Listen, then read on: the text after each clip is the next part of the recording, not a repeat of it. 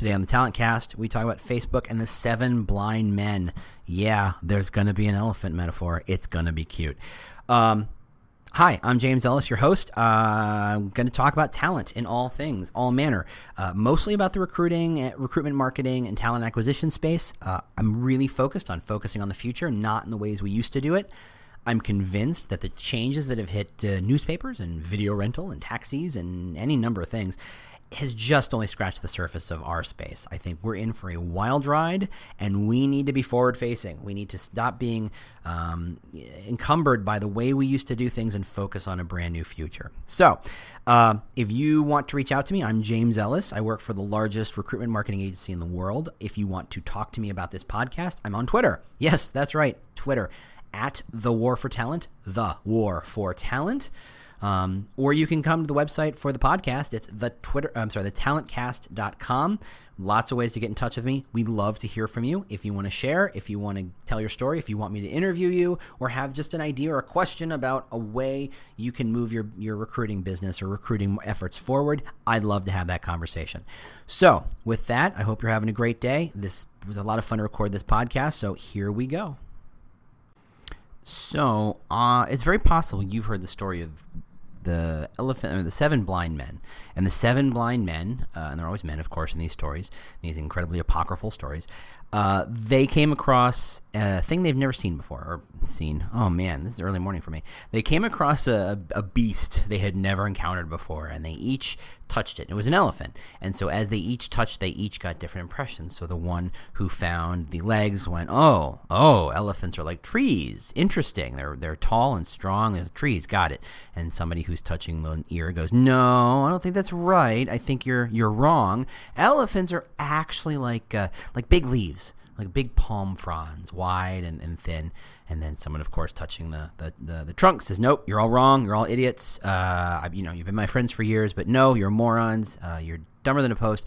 Clearly an elephant is a big snake because I've got the trunk.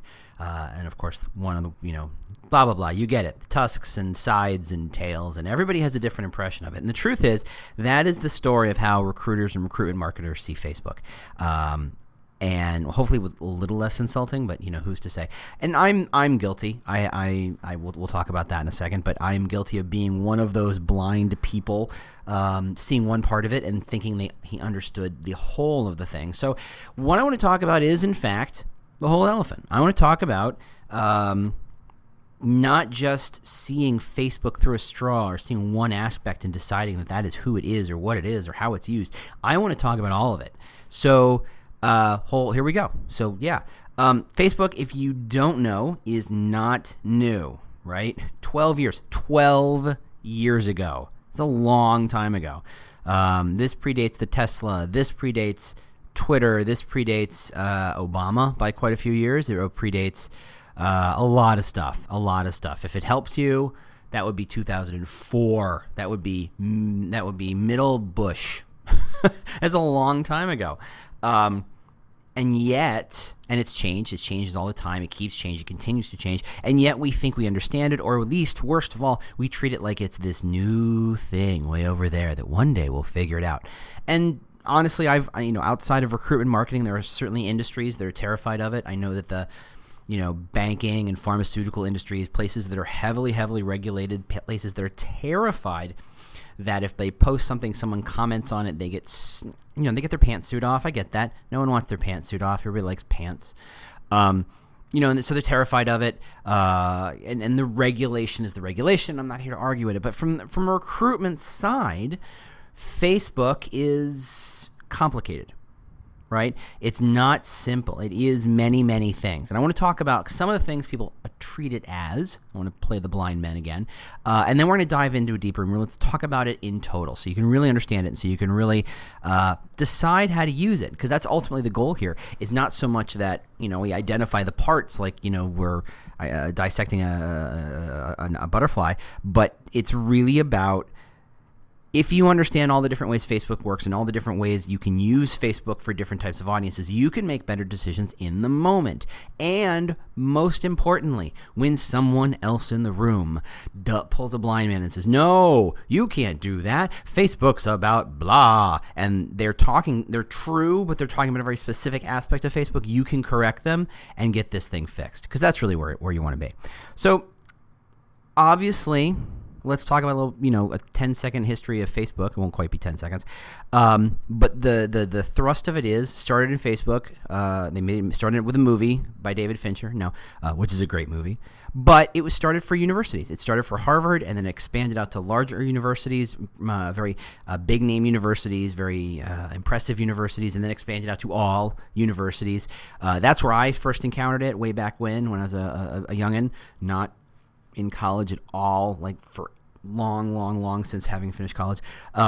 But I ran into it because I was working Wisconsin alumni, and therefore I had access to an EDU address, and therefore I had access to get into Facebook before it cracked open for everybody. Now, for a long time, Facebook had no ads. Facebook had no monetization scheme. It was just this place where you spent all your time because it was just, wow, I can't believe I can talk to these people. I can stalk my ex-girlfriends and see what my friends' kids look like, and poke people and stuff, right? Everybody was just glued to Facebook.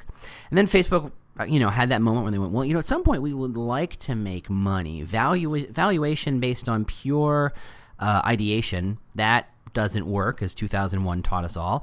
At some point you got to make the cash. So they figured out, okay, what we're going to do is we're going to never, ever, ever charge our people for using it. And by the way, if you get that email hoax, it is in fact a hoax. No, Facebook will probably never, ever, ever, ever, ever charge you to use the thing. That's like a mall charging you money to get into the mall so you can buy stuff. That's crazy. They want as many people in the mall as possible, right?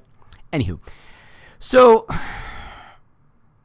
what they figured out is that the people they could charge were people who were getting business services out of business communication. And then they started to really ramp up the rhetoric and ramp up the marketing to say, hey, brand A, B, and C, you really want to reach your customers. I don't know why I've got that weird Facebook accent or voice, so, enjoy. You really want to reach your customers, and they're on Facebook, and here are the data points that show they pretty much live on Facebook all the time, all day long, in front of their TV, at work, at home, in bed, whatever. We own your customers. We own all people at this point. If you want to talk to them, why don't you talk to them in a way that they can engage with you, that they're, you're not interrupting them with ads on TV, or worse yet, ads in cabs and planes that aren't actually decreasing the fare, but they're being marketed to like crazy people. Not my pet peeve at all. No, kids. You can engage with them. They can follow you. They can like you. You can encourage them to like you, and then you can give them coupons. That's really how it started. That was the big pitch early on. Or you can give them special offers, or you can make them VIPs. And, it was a weird pitch, but every brand went, okay, that sounds like a great idea. I want to talk to my customers, and I want to invest a little money now. That seems like a smart play. I'm investing this money now to encourage all these people who might like me to, quote unquote, like me, capital L, like me on Facebook, so that I can reach out to them whenever I want to for, no money at all. I have a captive audience. They love me. They get what I'm doing. I can reach out to them whenever I want. Yay, that's a great idea. Now compare this, of course, to every other media in the world that said every time you talk to them, it's pay for play. Pay for play. It's pay for click. It's pay per view. The second you stop paying for the ad, the audience disappears. They may think nice things about you, but they are no longer available to you until you pony up the cash. So Facebook at the time was a glorious idea. And for about 12 seconds, it worked. Brands spend money. They grew their audience. They prided themselves on their audience size. They would tell their bosses, and their bosses would tell their bosses about the huge brand following they had on Facebook and how engaged people were and how people liked their stuff and commented on things. Remember commenting? Remember that's a thing? And then Facebook went, you know what? I know we told you to do all that stuff, but what we're going to do is there's this big wheel in my head. There's a big wheel. It's like a valve, like in a big submarine.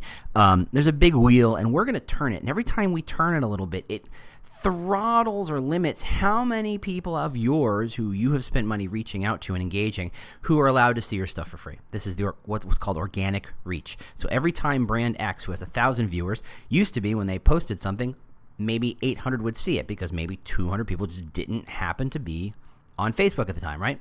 Then they started throttling this thing down, turning this big knob, big wheel valve thing, and throttling it down and squeaking and squeaking. It's like it's like a German submarine. It's a U-boat now. I don't know why I'm going to Das Boot. So slowly and slowly, your expectation to be able to reach 800 of those 1,000 turned into reaching 500 of those 1,000, turned into not too much longer reaching what is now 1 to 3% or effectively 10 to 30 people. And I think the 3% is being nice. It's 10 people. You've paid all that money because Facebook asked you to pay that money, and they switched the rules. No longer can you reach those audiences. Now, let's also remember a couple of things. No one, maybe not no one, maybe someone somewhere as a joke, maybe someone, but certainly not someone you would ever hire. No one has ever said, I need a job. I'm going to Facebook to go look for a job, because that's ludicrous. That's just crazy talk. That's like saying, you know what? I want a pet fish. I'm going to go to a restaurant. What? Why? Who? No. You go to a pet store. You want a job, you go to a job board, or you go to LinkedIn or Glassdoor, you go to Indeed. You go to where the jobs are. And if you don't get that, well, wow, no one wants to hire you. You're better off going to the classified ads, if you can believe it, than you are going to Facebook, because you can't really search that way on Facebook. You know how you can search on Facebook? If you know the brand name and you type that brand name and you type in careers or jobs, or you type in the job title, and maybe Facebook will spit something out. However, the world's on those big job boards. Go there. So when people, and I am guilty of it, say things like no one ever goes to Facebook to job search, they're 100% right. However, there are other issues there too, right? And we're going to talk about them. At the same time, Facebook is social media. Now, when I say social media, that means all sorts of things, right? It means, it's social, meaning people interact. People talk to each other. That's what social is all about. It's an interaction between people, whether it's two people or one person and a bot or a bajillion people screaming at each other about politics. It's a social medium or media. People get to engage. They get to speak. They get to hear if they want to. That's what it's all about. Now, Facebook has become less and less about the social side and more about the media side, meaning I can put my announcement up. So let's say you had, much like myself, recently had a kid, and you post a picture of your newborn child. Gorgeous child, because you're just very attractive, and your offspring will of course be gorgeous. You post that gorgeous picture, the one after they wipe the baby down and make it a little less terrifying, and you're holding it and it's incredibly gorgeous, and you're imprinting and you're having those moments. You post that photo. Now, you are gonna get, and I know this from experience, a bajillion people liking that photo. They can't help it. Now they're liking the photo. What does that mean? They're acknowledging that you had a baby, and that's fantastic. Maybe some of them, possibly your mother, possibly your mother-in-law, possibly, in my case, your ex-wife's mother. What? No? Yeah, it's true. They will comment to say, gorgeous, beautiful, hope everything's well. Very innocuous, boring comments. No one's having a conversation. No one is calling this social, right? It is social in name only. No one's actually engaging. No one's talking to each other. I know a band that they can have arguments and fights because the leader of the band is very active on Facebook. It's a small band. You've never heard of it, trust me. But not because I'm too cool, but because he's just a friend of mine and I know him. He will engage with people, and people engage with each other, and it's a rare day that Facebook's about the social side. More than likely, Facebook's all about the medium side, meaning I'm going to push stuff at you. So to be honest, when you push that picture of your baby, that's what you were doing. You were announcing to the world, hey, look, I got a kid. Hey, look at what popped out. I don't know how this happened, but look at this, and man, am I going to be tired for a long time. You are not asking for baby tips. You are not asking for a babysitter. You are not asking for donations to a college fund yet. Maybe not the worst idea, however. You are simply announcing a baby, much in the same way that Coke will announce a new brand of water. Maybe with a little less fanfare, maybe a little more authentically, but it's the same thing. You're announcing a thing. Kid later on goes and starts walking. There's a little video clip. Boom. Announcement. Child walks. Our life will never be the same, and I will be nervous for the rest of my life. Right? It's an announcement. We're not going to have deep, long, involved conversations about the nature of how you teach a child, to walk, and is it time to buy him a bike or her a bike? That's not what it's there for. It's there to make an announcement. Coffee break. That's right. Pre-coffee. You're welcome. Okay. So that's true too.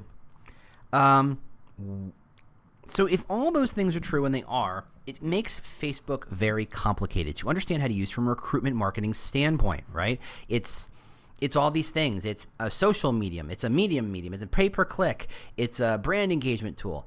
Let's remember that Facebook did all this work not to help you. Trust me, you are the last. You, my beloved recruitment marketing cohorts and familias. You were not what Facebook thought of ever. I can almost guarantee it. I got $5 in my pocket somewhere. I will put it down on the table and say, nope, this is not. You are not who they thought of. You know who they thought of? And this is metaphorically, but it's still true. Tacos. They thought of tacos. They thought of selling tacos. They thought of consumer marketing. They're going to announce Taco Bell or Del Taco. Does Del Taco exist? I don't know. Or Bob's Big House of Tacos, or whatever it is, or Taco Mi Amore. I don't know. It's all about, for those brands, talking about, we have a product. Come be loyal to our product. Engage with our brand, whatever that means, and it means everything and nothing all at once. But engage with this brand so that you buy more tacos. Right? So when you decide to raise your hand and say, man, I love tacos. Oh, I love me some tacos. And Bob's Big Bountiful Burrito Taco House. I don't know. They're my favorite tacos. You're going to like that Facebook page. And what do you get out of it? Maybe you get a coupon. Maybe you get an announcement that things are coming up and that there's a new offer, or there's a new store opening closer to your office, and that makes life way better. Or you know what? They took a taco and they wrapped it in another taco and they stuffed it inside a chalupa. And congratulations, it's a chalupa taco. Yay, go buy one. That's what Facebook thought about. They thought of that in the same model they think about selling a car or selling a Coke or selling a taco. It's all the same. It's all consumer marketing. As we talked about or mentioned last time, consumer marketing is all about quantity over quality. They do not vet their clients. Every once in a while, a brand will say, we're going to vet who our customers are. And it's amazing. Like right now, I think, Ford, I just read this, is rolling out the new GT, super $400,000 car, whatever, some insane amount of money. And they're only making 500 of them. And you have to apply to buy one, meaning they can reject your money. Now, when selling tacos, how often does that happen? I'm going with never. I'm feeling good with never. Feeling really good. So that's who Facebook is talking to. They're talking to people who just buy the thing. Just buy the thing. Just buy the thing, right? Here's a taco, new taco, buy the thing. Recruitment marketing is radically different. It's not just apply for the job, just apply for the job, just apply for the job. As we talked about last time, I think, if you sell tacos and this year you sell 1 million, and today you sell 1 million tacos, you're getting a raise. You are the best taco salesperson anyone's ever seen. Congratulations. They will, huzzah, huzzah. It will bring you all the bagels and donuts in all the land. If you have a job and you're trying to get people to apply for it and you get 1 million people to apply, you're in trouble, right? Different, very, very different. So let's extend that out a little bit, right? It's beyond quality and quantity to you and to your brand. What it's also to the client or the prospect, they need a WIFM. Who knows what a WIFM is? Everybody? Anybody? It's a what's in it for me. Why would I follow your brand? Now, there are books, good books, that I'm like, okay, I guess, who will have really persuasive arguments as to why people follow Coke and Pepsi, Taco Bell and McDonald's, Yum Brands and Burger King. Wendy's and Arby's, whatever. They follow them for a reason. I don't follow many brands. I think I'm more interested in movies and books. I follow those things. But, that's me. Not everybody does it the same way. But I'll tell you, if I follow Wendy's, not to pick on anybody or to laud anyone, I haven't gotten no promotional money here from Wendy's or anyone actually. If I decide I like the Wendy's brand for whatever reason, their chicken nuggets are just the nuggetiest, I know that people are going to see that on my Facebook page. And I know not only am I going to get alerts effectively when Wendy's decides to put a little money behind an announcement to let me know that their nuggets are super nuggety and I should nugget out like a crazy person, my friends are going to see it because I see what my friends are interested in. I have plenty of friends who are interested in stuff that I could not care less about. Could not care. Look, it's cool that two of my friends play bass. That's fantastic. I would love to play bass. I don't play bass. I play bass horribly. I tried for a while, didn't go well. They post stuff about bass guitars and you hug a bassist today and all this goofy stuff. Good for them. I don't care. They're very sweet people and I like them very much, but I do not care about that. But that's the nature of Facebook. I get to know what they're into and whether I care or not. There you go. Now, if I know when I follow a brand that all my friends are likely to start to see messages from that brand, am I going to start to follow your careers brand? That is, do I want all my friends to know that I'm maybe looking at a new job? Or I'm potentially exploring the possibility of maybe getting a job. Now, we all know everybody's always looking for a job all the time, 24/7. That is the reality. But that's not exactly something we announce. There are many, many things that adults do that they don't really go in announcing that they do. I don't have to spell that out. Yes, it's, we do these things. We look for jobs, but I don't want people to know, and I really don't want my boss to know. And my boss and I are Facebook friends, and I don't want her to know these things, right? Nor would you. So therefore, maybe I'm not following that brand. Interesting. Suddenly, tacos and jobs not the same on Facebook. One more wrinkle. When I love that taco, I'm loving it for life, I mean, you've all seen the stories of Harley Davidson and how amazing their brand is because people get their brand and logo tattooed on their body. That's amazing. That's brand loyalty. That is brand loyalty. And let's just pretend I could get a taco tattooed on my shoulder, right? Fantastic. I'm not going to get your recruitment brand tattooed on my shoulder, meaning it is not a relationship for life, is it? No. Oh, no. You and I are in a relationship as a recruiter and as a prospect for the amount of time it takes for you to decide, yes, you want me, and for me to decide, yes, I want to be here, and not a second longer. The second, if I'm a hot prospect and you can convince me to apply and you get me through the job interview process and you help me get the offer and you help me understand the pros and cons and why I should do this thing and I say yes, you dissipate like you just disappear. You're gone. Your job is done. On to the next one, right? That's your job. No big, no, don't worry. No, that's fine. So why on earth would anyone expect me to follow your recruiting brand for more than 6 months? I mean, really, why would you expect that? Ever. You can't. You realistically can't, so stop trying. So this is the world of Facebook and how people apply for jobs, right? This is how it works. So if that's all true, and we believe it is, we've thought this through, gosh, what do you do then? What does that mean? So what we did, and by we I mean me, what I did, I don't know why I'm speaking in the third person, that's weird.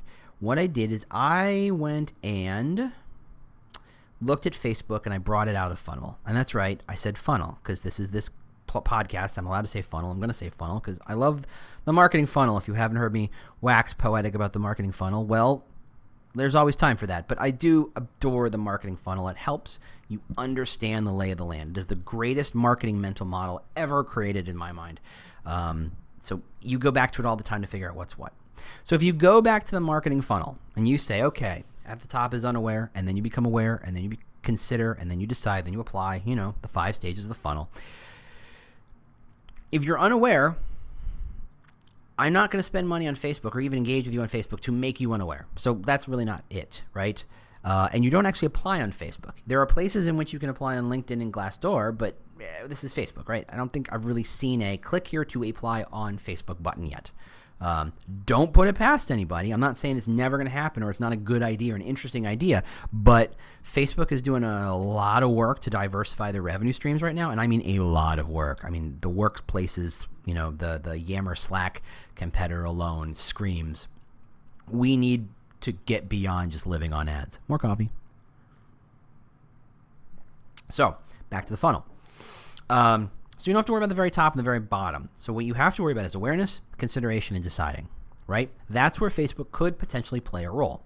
Now, broadly, for awareness, the focus is engagement, meaning I need to put my brand in front of you, and I need you to know that there is a job that may be applicable to you, right?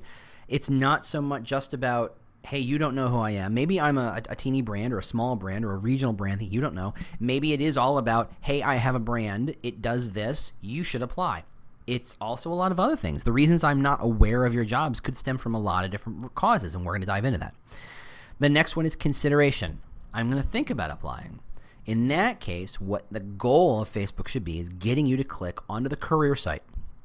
Just get my butt over to your site where you can tell more of your story, right? This is where your recruitment marketing tools and your content and your stories and all the good stuff and all the tools and all the ERP and all the talent pulley stuff, that's where it all plays a part, right? It's on the career site. So if you're in the middle of considering, if I don't have to explain to you what the brand is and the job is and you're thinking about it, get to the career site. So anything you can do, move heaven and earth to get them to the career site.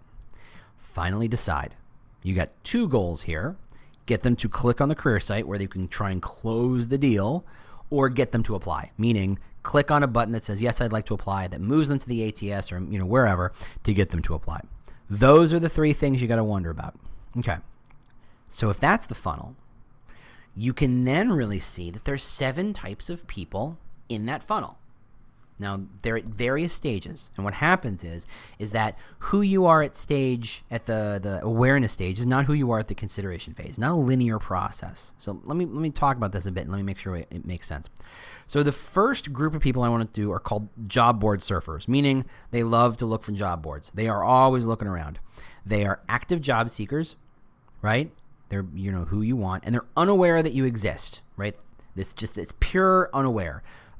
It's not a matter that you're a massive brand and this person is dumb. It's just that you're not that massive, or you're not that massive in their area of expertise. I always go back to hospitals and IT. IT professionals generally do not think of hospitals as a place to work, even though hospitals are lousy with IT people. Great IT people, but it's just not a place where IT people think to go look. So you have to bring them in. They're unaware of your brand, your employer brand, and that you have jobs. They're job board surfers. This is at the top of the funnel, so you have to get them aware of who you are and engage them, right? Okay. The next audience are, I love these labels. I was not at all drunk when I came up with them. The next group are the sourpusses, meaning they are also active job seekers. And they need to be made aware, but they are kind of aware. The problem is they already have a negative impression of you. They don't like you for whatever reason. And not you. You're a wonderful person. I mean the brand, and probably more likely than not, the consumer brand. If I go to, not to name anybody, if I go to Target and I have a bad day and something's not in stock, because that is life, and I take it out on Target and I say, I hate Target. I'm never applying. Oh, and then I see a job and go, Target's the worst. I hate them. Even though they have everything, all the daily necessities for living that I need. I hate that brand and I will never apply, right? That's a sourpuss, right? They have a negative impression of your brand for whatever reason, whether it's an employer brand impression or a consumer brand impression. But they are active job seekers, and so you need to kind of engage them. But you need to engage them differently than you do the job board surfers. The job board surfers are clean pieces of paper, ready for you to make an impression upon, good, bad, or indifferent.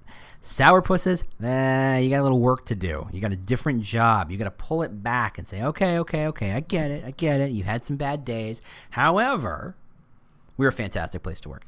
I will, reference a brand that I know about. In this case, so there's a company called Aaron Rents, and they rent furniture.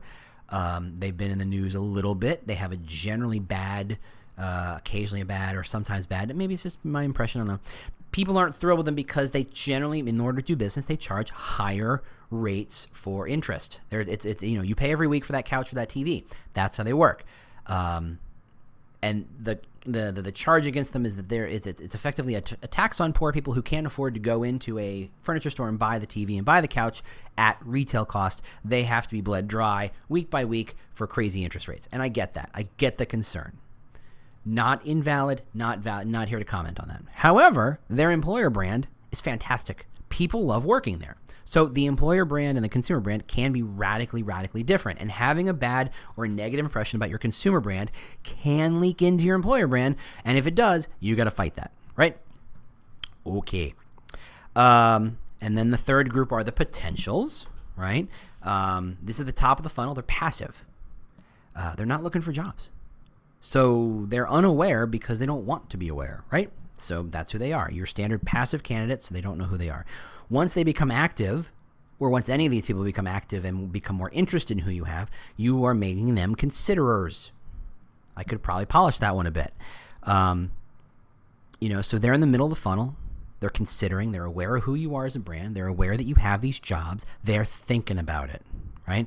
Again, the goal here is not to activate the brand. The goal here is to get them onto the career site so that you can give them more information about what they're looking for. There are other ways of using that on Facebook, and we'll get to that. Next one is the goldfish. Now, these are the bottom of the funnels. These are decision makers, but they're ready to apply, but they got distracted. Squirrel, what, who, where? Yeah. They forgot to finish the application. They just need a nudge to convert. And then finally, the final group at the bottom of the funnel, the fence sitters. They've pretty much made up their mind. Sorta, kinda, maybe, almost. They haven't taken action.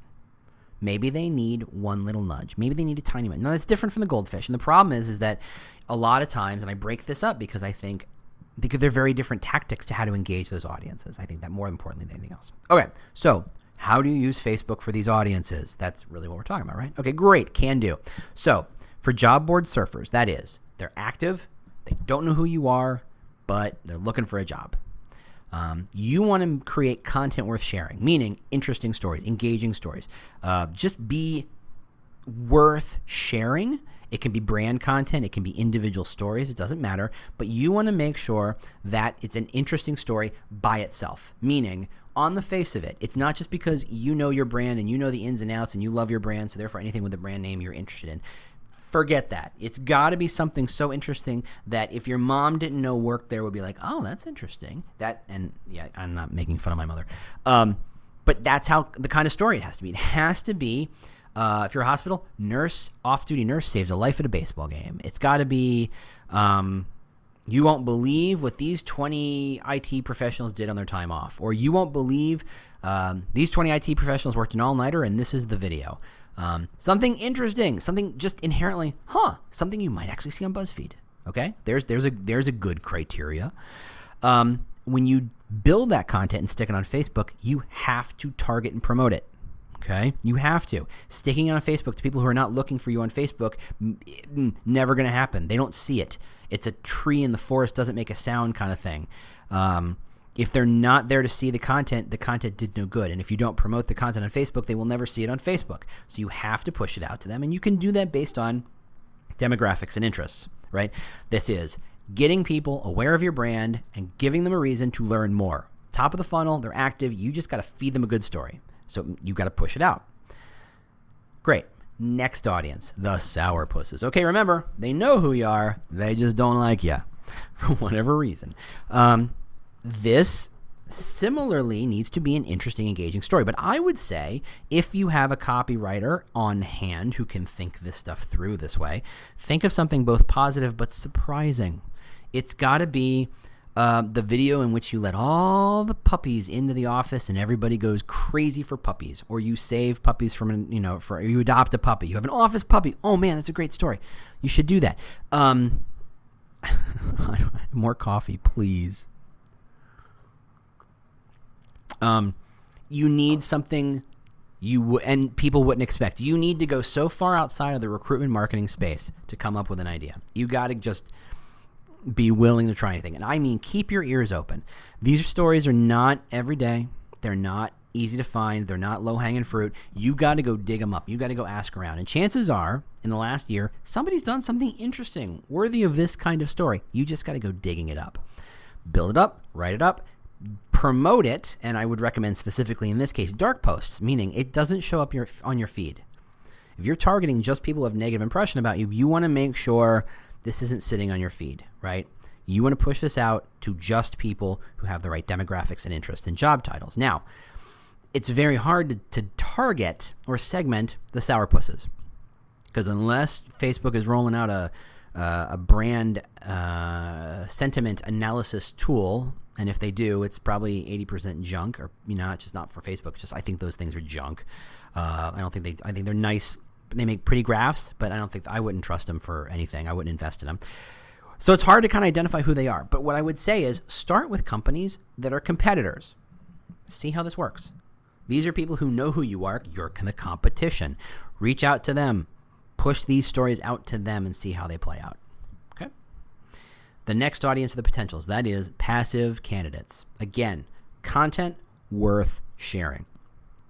You can do puppies, but I do a slightly different spin on it. You try something else. You try it's a program in which you're going to save all the puppies or kittens if you're so inclined to be kitten people. Excuse me. You need to write a story worth sharing. It can be also professional. It can be, here are the top 5 trends that IT security experts are seeing on the horizon. That's a great story. That is a great story. Other IT professionals will want to read that story. They want to know what's going on. They don't care who wrote it, and that it's a brand. And in fact, everybody will know that there's an agenda behind it. But when it turns out that the agenda is to go find a job and not to go buy their product, they're going to be thrilled. So go write those stories too. Again, you want to promote those out to the demographics and interests and with job titles. Now, because if you're doing a story that is IT or industry related, push it out to people with the right job titles. If you're telling me, if you're writing an amazing story about IT security and cybersecurity, I'm never clicking on it. Sorry, love you, never clicking on it. Don't care. Just not in my wheelhouse. It's not something that engages me. Unless I know it was written by Wired and it's really, really well written and interesting and is going to speak to me at a level that I can comprehend these things, I'm not clicking. And if it sounds like top trends for IT security experts, I'm going to think that's not written for me. It's at a level that's above me. I'm walking away. And that's fine. So push it as a dark post to relevant interest, demographics, and job titles. So those are the top of the funnel. Those are the 3 different audiences you can engage. 2 different types of active audiences and 1 passive audiences. The content was roughly the same. The targeting was similar but not exactly the same. And you can see in here there were some very, very minor nuancy differences here. The end of nuances are done. We're no longer nuanced. Now that we're into the funnel, now that I no longer have to give people a reason to talk about or understand your brand, now I get to pitch them. I get to sell them. I have to give them a reason to be engaged, a reason to click on the career site, right? So, considerers. These are people who, again, they know who you are. They get what you're about. They're thinking about it, right? They need information. So what we find, again, let me talk about this. So they were looking for employee stories. Now, if they're considering you and they're aware of your brand and they're aware of your jobs, how do they become aware of those jobs, do you think? I think it's because they went on Indeed or LinkedIn or Glassdoor or any number of job boards and found the job. Chances are that's where they're coming from. Go look at your Google Analytics traffic to your career sites, and you'll find that most of your traffic has probably come from those 3 big sites. They're people looking on jobs, clicking on the jobs, looking for more information, right? They already know who you are. They already have a job in mind. Even better, they are focused on, do I want this nursing job? Do I want this accounting job? Do I want this director of blah, blah, blah job? Now the question is, what's the job? Because they already know what the job is. They have the job description, and we can quibble over whether job descriptions do their job very well.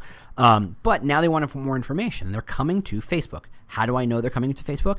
Well, there's an article quoted by Fast Company, research that said 63% of all millennials will stop at Facebook to do research on a company once they already know what the job is. Meaning, Facebook is not about Facebook is not about job search. It's about research. Remember, it's pithy. It's got to remember that. It's cool. Facebook is all about research. And what are they researching? Employee stories. What is it like to work there? What is the experience of working there? Who are the people like? What do they do all day? Are they doing goofy things as well as working hard, or is it pure drudgery? Is it all marketing, polished copy, in which case nothing feels authentic? Or is there the feeling of, okay, these are some goofy people. I like them. They're doing weird things. These are my people. Or, wow, these people are 14-hour-a-day people. They got their nose to the grindstone. They're making amazing things happen. These are my people. Or, these people are 14-hour-a-day people with their nose to the grindstone. These are not my people. They're looking for fit, right? They're looking to see, is this the kind of job I should bother applying for? Now, the best part about this audience, because up to now, we spent money to reach every single one of those people. Everybody in the awareness area, you have to spend money to reach out to. You can't expect them to find you until they're already aware of you, in which case they're considering, in which case they're here. You want to tell these stories, you want to post them on Facebook, and then you just want to walk away. The only thing you got to remember is that the call to action goes back to the career site. That the Facebook post about the 2 nurses who saved the life of the person at the ballpark on the off hours, the story does not live on Facebook. The commercial for the story lives on Facebook. The story lives on your career site. Do not send them over to the blah, blah, blah Daily Dispatch newspaper where the story may have originated. That does not help you. You want to drive them back to the career site. Why? Not to apply, but to get more stories. It's content and like Pringles. You can't eat just one. That's Pringles, right? Or is that Lay's? I don't remember. It's like they're potato chips. You can't eat just one. You get the story and you go, oh, it's interesting. I want to learn more. You want to learn more. You want to binge on it like a show on Netflix. You want to go to town on that information. So you just have to make it available. Your goal on Facebook is to make a commercial for that story that points back to that story on your career site where all the other stories live. All right. Then we get down to the bottom of the funnel, the 2 different audiences, the goldfish and the fence sitters. So the goldfish, these are very different audiences. Like we said, the goldfish are the ones who just for whatever reason, they got distracted. They forgot to finish the apply. They were on a train and they tried to do the mobile apply. They want to apply, but the mobile apply didn't work very well, or their Wi-Fi cut out, or their signal got killed, or they saw someone attractive on the train and they decided you were less important at the moment, and they just never finished, or whatever reason. Their computer died. They got distracted by an interesting article on some other site. Whatever, the Cubs win the pennant, he says from Chicago. All sorts of reasons to get distracted. All you got to do for these audiences is post job information, links to your job groups. You don't have to say we have jobs. They know you have jobs. You have to nudge them. You have to say, yes, we have IT jobs. Yes, we have nursing jobs. Yes, we have accounting jobs. And you want to retarget them, meaning you've all done this, whether it's been Gap or Zappos or Amazon. They all do it. Every brand does it at this point. You go look at a pair of shoes. You like the shoes. You're going to think about it because you're thinking about it. For whatever reason, you're just thinking about it, and you suddenly your web trafficking, your web journey is lousy with these pictures of these shoes. So I was looking for boots the other day. I want a nice pair of brogues with a nice lug sole because I'm classy that way, but not too classy, I guess. And suddenly they're everywhere, and they, $50 for these really cheapo knockoffs, $500 for these really nice ones. Whatever. I just looked at the shoes and suddenly I'm tagged because the site I was on had a tiny, tiny, tiny little pixel, and it put a little cookie on my computer, and now every time I go to a site that has retargeting marketing, it looks at that cookie and says, oh yeah, this is the dude with the shoes. Go get me a picture of the shoes, and I'm going to show him the shoes, and maybe he'll click on the shoes. Shoes, shoes, shoes, shoes, shoes. And in your head, you should be singing that shoes song from 10 years ago. That's how it works. So you want to put a pixel on your career site so that you know when people come to your career site, and you want to retarget information back to them. Now, the bonus is retargeting is generally less expensive because you're not reaching out to a brand new audience. You're not having to look for virgin audience eyes. These people know you. All you have to do, you don't have to tell them a story. You don't have to brand them. You don't have to explain and define and activate your brand, which is not easy. You just have to nudge them. Hey, shoes. Hey, shoes. Hey, shoes. Shoes. Shoes. We have the shoes. That's what you got to do. So you just want to retarget to those audiences as best you can. You want to drive them to the career site where they can go find that job they're looking for and apply. Finish the apply process. Lastly, fence sitters. Okay. They want to apply. They think they want to apply. Maybe, you know what? I don't know. Do I want meat, chicken, or fish? What do I want to do? These people are like me thinking about what you want for dinner. I know what I want, but I really don't know what I want. And do I want to? And all the information in the world is probably going to make things more complicated than it is actually going to help me, except until I really need a piece of information. It's complicated. However, you can send them compelling reasons to apply. Now, I'm going to give you a couple of tricks for this. Kinds of stories that really help these people get off the fence. First, career path stories. Meaning, you've got someone who started at the bottom and they're now vice president of Whoozy Wazzy. Have them tell their story. Why did your company invest in them? Why was it important to them? You can't say we care and we hire from within. Those are empty words. Tell a story. Get them to get it. Show it.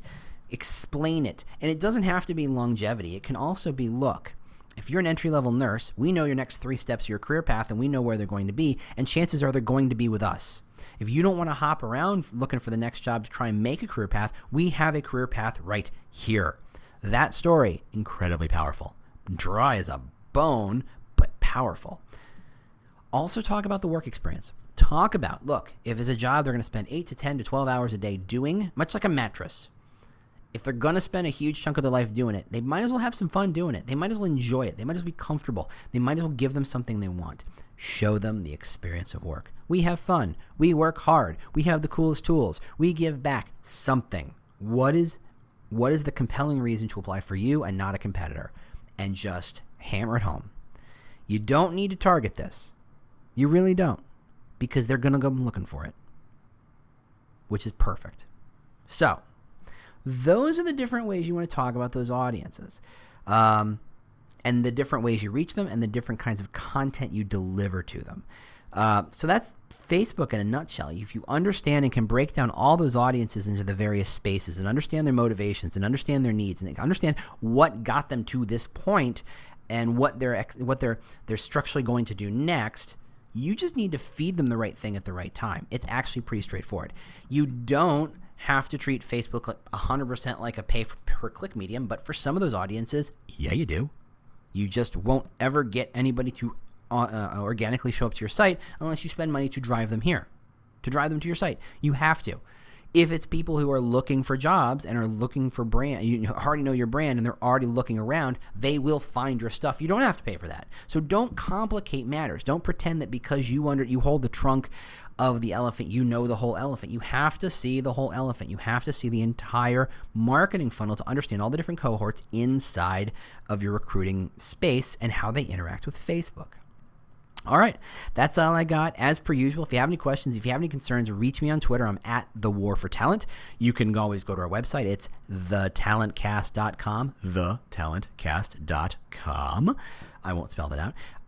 Always looking for people to interview. I'm working on interviews right now with some very interesting brands and people I've worked with and around in the past.